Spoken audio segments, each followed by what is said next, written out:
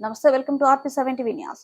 ఈ రోజు కంట గ్రామంలో నూతనంగా నిర్మించిన రామాలయం విగ్రహ ప్రతిష్టాపన పాల్గొన్న లోక ప్రవీణ్ రెడ్డి మరియు గజ సంఘం 1,01,000 విరాళం చేస్తున్నందుకు రామాలయం గ్రామ సభ్యులు లోక ప్రవీణ్ రెడ్డికి సన్మానించడం జరిగింది.